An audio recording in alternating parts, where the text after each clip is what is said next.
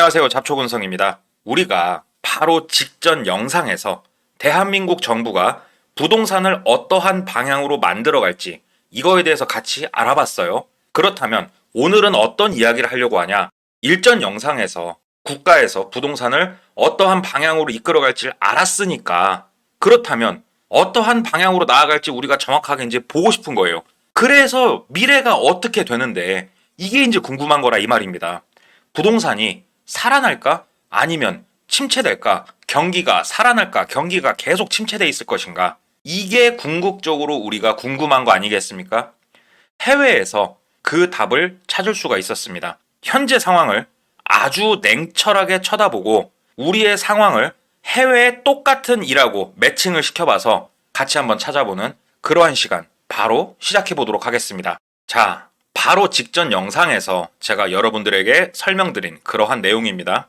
우리의 예금, 은행에 넣어놓은 돈들이죠. 우리의 세금, 피 같은 돈들이죠. 우리의 연금, 대한민국 국민들의 노후입니다. 우리의 예금, 세금, 연금으로 현재 집이 없는 사람, 그동안 주담대를 받지 않았던 사람, 내지는 빚을 조금만 낸 사람, 이 사람들을 이용해서 이 사람들에게 대출을 해줘서 부동산 문제를 해결하려고 한다. 투트랙 전략을 쓴다. 제가 이렇게 말씀을 드렸었습니다. 그 다음에 과연 어떠한 일들이 일어날 것 같냐? 우리가 무엇을 생각하고 대처를 하면 되냐? 자, 이걸 보십시오. 지금 대한민국 상황이 매우 심각합니다. 아파트를 덜컥 질러놓고 이제 와서 이자 낼 돈이 없다. 우리가 소위 말하는 영끌족이죠. 영끌족들이 많이 들어왔고 진짜 폭발적이었어요. 그래 놓고서 이제 와서 난리가 났다 이 말입니다. 서울 주택담보대출 연체율이 2달 연속 최고치를 찍었다고 해요. 연체율이 이렇게 올라갔구나. 이게 정확히 어떤 내용이지? 하고 좀 정리를 해봤어요. 그랬더니 서울 주담대 연체율이 상승을 했다. 서울 지역의 연체율이 0.35%로 2달 연속 최고치를 기록했다 이렇게 나와 있습니다. 여기서 보셔야 될 거. 대한민국은 그동안 부동산이 꾸준히 우상향했던 그러한 국가입니다. 개발도상국부터 시작해서 그 역사가 길지가 않아요. 그렇다 보니까 주담대 연체율은 굉장히 낮았습니다. 아니 부동산 가격이 계속 오르는데 주담대 연체율이 높을 수가 없어요. 그러다가 지금 0.35 정도로 올라갔다는 건데 이게 얼마만큼 오른 거냐면요. 한 3배에서 4배 정도 급격하게 연체율이 올라간 상황이거든요. 그러니까 뭔가 버틸 수 있는 여력이 없어져 버렸다. 지금 사람들이 이제 버티고 있던 이 손을 놓게 됐다. 이렇게 이해를 하시면 되는 거고 그 다음으로 현재 아파트 가격이 문제가 있냐 없냐 이거를 좀 바라봤는데 주택구입 부담 지수라고 있습니다. 이게 무엇이냐? 중위소득 가구가 그러니까 전형적인 중산층이 은행에서 주담대를 받아가지고요. 평균 수준의 그러니까 중산층이 대한민국 중간 정도의 값어치를 가진 아파트를 구입을 한다고 했을 때 이때 대출 상환에 내가 매달 버는 돈 있죠. 이 가정에서 모든 버는 돈들 이거를 내가 얼마만큼 쏟아 붓을 것이냐. 내가 우리 가정에서 한 달 번 돈을 전부 다 집값에 쏟아 붓는다고 하면 주택 구입 지수가 100입니다. 100. 그런데 대한민국 현재 주택 구입 부담 지수가 157.9예요. 거의 160입니다. 말이 안 되는 거예요. 그러니까 현재 집값이 높아도 너무 높다. 그러니까 어떻게 되겠어요? 사람들이 당연히 못 버티죠. 서울 지역 임의 경매 신청 건수가 전년 대비 30%나 증가를 했다. 대출을 받은 자들의 어려움이 터져 나오고 있다 이겁니다. 이게 이제 현재 상황이잖아요. 현재 상황이 심각한 거는 뭐 다 잘 알겠어요. 그런데 이렇게 심각하니까 뭐 그런 얘기가 있지 않습니까? 다른 사람들이 비명을 지를 때 물건을 사는 거고 사람들이 박수 칠 때 파는 거라고 이런 주식의 명언이 있죠. 그렇다면 이렇게 심각한 지금이 과연 부동산을 매수하고 내가 투자를 들어가기에 적기인 그런 시기인가? 이게 이제 중요한 건데 아니나 다를까 이러한 뉴스가 우리를 꼬시고 있습니다. 주택시장 회복세 접어드나 아파트 입주 전망이 오름세다. 바닥을 찍었고 바닥을 다졌고 이제는 올라갈 일만 남은 것인가? 나 현금이 좀 있는데 지금 부동산을 매수해야 될 적기인 것인가? 이게 이제 매우 궁금하실 거예요. 아니면 내가 어렵게 지금 집을 사서 버티고 있어. 아니면은 뭐 어렵진 않아도 내가 구매했던 집 버티고 있는데 집값이 오를까? 이게 이제 엄청나게 다들 궁금한 거예요. 이게요. 아주 궁극적인 거를 우리가 바라봐야 됩니다. 그게 뭐냐? 기본을 생각하자 이거예요. 잠깐 구독, 좋아요 잊으신 거 아니겠죠? 지금 보고 계신 이 땅 허허벌판이죠. 허허벌판. 자, 이렇게 우리가 생각을 해봐요. 이 허허벌판이 한 평당 1만 원이라고 우리가 가정을 해봅시다. 1만 원짜리 허허벌판 이런 땅이 있어요. 이 땅값이 오르려면 무엇이 필요할까요? 옆에 관공서가 들어오든지 대형 쇼핑몰이 들어오든지 옆에 대단지 어떤 아파트 단지가 구성이 된다든지 옆에 상업시설이 크게 들어온다든지 어떠한 이유가 있어야 땅값이 오를 거 아닙니까? 대한민국 전체를 놓고 생각을 해볼게요. 대한민국 전체가 평당 10,000원짜리 허허벌판이라고 쳐봅시다. 이러한 허허벌판이 가격이 오르려면 무엇이 필요하죠? 경제 성장률이 필요하다. 땅값 자체를 올릴 수 있을 만한 충분한 이유. 대한민국 경제가 성장을 해야 부동산 가격이 오르는 게 맞다라는 거예요. 그렇다면 지금 경제 성장률은 어떨까요? 이거를 체크를 해봐야 돼요. 현재 대한민국 경제 성장률은요, KDI가 예측을 했습니다. 불과 몇 달 전만 하더라도요, 1.6% 성장을 할 거라고 예측을 했었는데, 0.8로 반토막이 나버렸습니다. 0%대에 들어와 버린 거예요. 경제 전망이 너무 암울한 상황입니다. 경제 성장 없이 부동산 가격만 오를 수 있다고 생각하는 사람들은 진짜 이거 이해가 안 되는 거예요. 가뭄을 해결하기 위해서는 비가 와야 되는데 비가 오지 않고서도 가뭄을 해결할 수 있다라고 이야기하는 이러한 이상한 사람들인 겁니다. 경제 성장률을 그래서 우리가 유심히 이제 보는 건데 경제 성장률이 있어야 부동산 가격도 오르고 안정적인 성장이 가능하다. 이거를 이제 염두에 두고 현재 상황을 냉철하게 타임라인으로 봤어요. 과도한 부채, 미쳐버린 부동산, 날뛰는 전 국민적 투기심. 불과 2년 전 대한민국 모습인 것 같습니다. 난리도 이런 난리가 아니었어요. 그러다 보니까 부작용들이 나오기 시작을 했죠. 먼저 유동성이 이렇게 시중에 공급이 되다 보니까 문제가 발생을 했고 이러한 유동성을 회수하기 위해서 이자를 급격하게 올렸습니다. 폐업이 속출하기 시작을 했고요. 부동산 파산자가 급상승을 하기 시작했습니다. 바로 좀 전에 제가 설명드렸죠. 그리고 돈을 못 갚아서 만세, 파산 부르는 이러한 부실 채권도 어마어마하게 증가를 했습니다. 문제가 이렇게 심각하고 사회적으로 크게 불거질 것 같으니 국가가 자금을 풀어서 금융권과 기업 살리기 프로젝트를 가동을 시작을 곧 합니다. 이거에 대한 내용이 바로 직전 영상에서 제가 설명드렸던 이러한 모든 내용이었는데 똑같은 흐름을 보인 나라가 있었습니다. 그리고 그 나라의 미래도 우리가 그동안 봐왔습니다. 그 나라가 어딜까요? 모두 다 잘 알고 있는 이야기입니다. 일본의 잃어버린 30년. 이 사건을 우리는 분명히 기억을 해야 됩니다. 일본도 똑같았습니다. 과도한 부채, 미쳐버린 부동산, 날뛰는 전 국민적 투기심.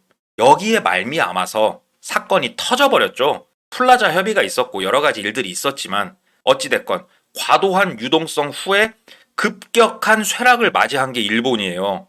한국이 일본의 잃어버린 30년 초입하고 똑같은 모습으로 서 있다. 이게 아주 중요한 포인트인 겁니다. 그렇다면 일본이 잃어버린 30년 초입에서 단순히 이러한 과도한 부채, 부동산 이것 때문에 30년이나 힘들었냐? 그게 아니에요.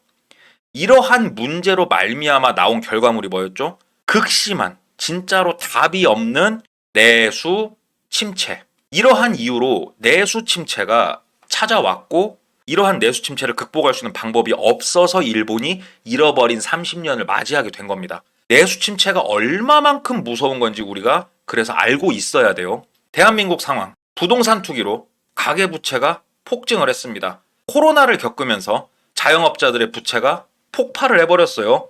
코로나 때 영업을 못하게 하면서 돈을 그냥 준 게 아닙니다. 대출로 갚아야 되는 돈들을 계속 공급을 했어요. 그래서 나온 결과물이 뭐죠? 가계부채가 약 2,000조 원입니다. 어마어마한 가계부채가 발생을 했고 이러한 돈 중에서 1,124조 원이 주택담보대출에 들어간 거예요. 가계대출의 대부분이 땅에 들어갔어요. 아파트를 사고 집 사는데 들어가 버린 겁니다. 자영업자 대출도 1,124조 원 거의 비슷한 금액입니다. 뭐 엄밀히 말하자면 1120조 원쯤 되는데 이게 산출하는 이러한 기준에 따라서 1124조 원이기도 하고 1120조 원으로 이렇게 집계가 되기도 하는데 주담대를 받은 금액이나 자영업자들 대출받은 총 금액이나 비슷한 규모더라고요. 이러한 말도 안 되는 폭풍 유동성 공급이 있다 보니까 주택 구입 부담 지수가 거의 160포인트를 찍어버렸고 역대 최고를 찍었습니다. 이렇게 내가 벌은 돈을 오로지 이 집값에 은행에다가 주담대 이자 찍고 원금 찍는 데 쓰다 보니까 사람들이 돈이 있어요, 없어요? 돈이 없어요. 여행, 외식, 숙박 17.6% 하락을 했고요. 여가 문화생활 15.2% 하락을 했습니다. 의류, 신발 소비 여기도 15%가량 하락을 해버렸어요. 경기가 안 돌아요. 돈이 돌질 않는 겁니다. 사람들이 소비를 못해요. 안 하는 게 아니라 못해요. 이렇게 소비를 못하면 자영업자들의 수익이 감소하죠. 그런데 위에서 보십시오. 코로나 때 자영업자들한테 돈을 빌려줬죠. 이 돈을 갚으려면 자영업자가 수익이 많이 발생을 해야 됩니다. 돈이 돌아야 돼요. 그런데 돈이 안 도니까 이 돈을 못 갚죠. 대출금 상환의 한계를 맞이합니다. 그러면 자영업자가 무너지기 시작을 하고 집값은 빠지기가 힘들어요. 왜? 집을 팔아봤자 빚을 못 갚거든. 매달 돈은 찍어야 되고 돈을 찍으니까 돈은 없고 돈이 없으니까 돈을 못 쓰고 자영업자는 또 죽고 악순환의 고리가 계속 돌기 시작을 했다. 그러면서 나온 결과물이 뭐냐? 많은 대출, 상환 불가, 극심한 내수 침체. 여기까지 정확하게 지금 대한민국이 흘러왔습니다. 내수 침체 굉장히 심각하고요.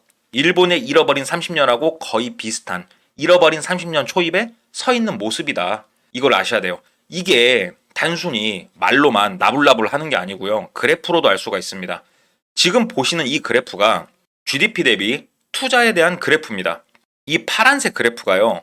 건전한 돈이 국내에 투자가 된 그러한 돈들입니다. 일본 잃어버린 30년 이런 시간들을 겪으면서 국내 투자가 계속 줄어요. 반면에 해외 투자는 늘어나고 있죠. 이게 뜻하는 게 뭘까요? 국내에는 더 이상 희망이 없다, 가능성이 없다 판단을 하는 겁니다. 그러니까 건전한 돈들이 이러한 자금들이 해외로 계속 투자금으로서 나가는 거예요. 이게 일본의 잃어버린 30년 동안 나왔던 그래프입니다. 대한민국 볼까요? 해외 투자, 이 주황색 그래프죠. 이 그래프가 우상향을 심각하게 하고 있습니다. 대한민국이란 나라 국내에는 투자할 곳이 마땅치가 않다. 손실을 보게 된다. 이렇게 판단을 내리고 있는 겁니다. 그러다 보니까 돈들이 전부 다 해외로 나가고 있다. 이게 이제 무서운 부분이거든요. 일본의 잃어버린 30년. 그 초입에 서 있는 대한민국. 자, 답이 있을까요? 없을까요? 이거를 국가 차원에서 진짜로 신중하게 잘 넘겨야 되는데요. 직전 영상을 보고 오신 분들이라면 현재 대한민국이 어떠한 방향으로 생각하고 있는지를 들으셨을 겁니다. 미치고 환장하죠. 잃어버린 30년 초입에 서 있는 이러한 모습에서 일본을 똑같이 따라가고 있다. 기업하고 금융권 살리고 국민을 죽이는, 국민의 돈 가져다가 기업하고 금융권을 살리는 방식, 똑같은 방식을 대한민국도 취하고 있다. 그리고 한 발 더 나가서 정말 두려운 거. 자, 이자를 돌려막다 파산을 한다. 갭 투자를 한 30대, 40대 사람들이 회생법원에 줄을 섰다고 합니다. 갭 투자, 영끌, 이런 사람들이죠. 말이 좋아 갭 투자지 이제 사기가 돼버렸습니다.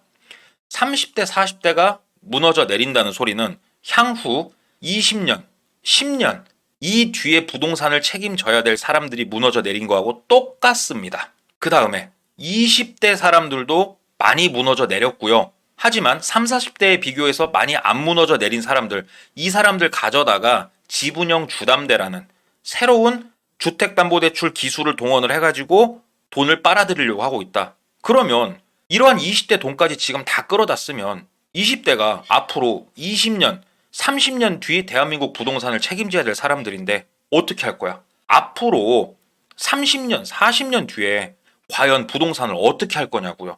그래서 답이 안 나오는 거예요. 지금 앞서서 보여드렸다시피 입주 전망세가 오름세고 회복세로 접어들고 여기에 현혹되지 마십시오. 가장 원론적인 걸 보십시오. 허허벌판이 땅값이 상승을 하려면 그만한 이유가 발생을 해야 됩니다. 이 이유는 국가 차원에서 봤을 때는 경제 성장률이고요. 경제 성장률은 바닥이 났고요. 똑같은 삶을 살고 똑같은 잃어버린 30년을 맞이한 게 일본이고 대한민국이 매우 유사하게 똑같이 흘러가고 있더라. 이 점을 오늘 꼭 알으셨으면 해서 오늘 영상 전달드렸습니다. 오늘 영상을 보시고 지금이 바닥이다, 매수를 해야 될 적기이다, 투자를 지금 해야 된다 라고 생각하시는 분들, 고수분들이 주변에 많으니까 뭐 제 말이 꼭 맞다라는 게 아니에요. 하지만 한 번쯤은 깊이 원론적으로 모든 일에 원인과 결과가 있지 않습니까? 근본적인 이유, 이런 것들을 한번 생각을 해보고요. 일본하고 한국하고 비교해봐서 과연 우리가 얼마만큼 힘든 시간을 보낼 수도 있는지, 이러한 위험성들 전체적으로 생각하고 판단해서 움직이는 그러한 구독자 여러분들이 되셨으면 하는 바람입니다. 오늘 영상이 유익했다면 구독, 좋아요 부탁드리고요. 아래 보이는 메일 주소로 여러분 일상의 많은 이야기 제보 부탁드리도록 하겠습니다. 저는 잘 준비해서 다음 시간에 찾아뵙기로 하고요. 이상 잡초근성이었습니다. 감사합니다.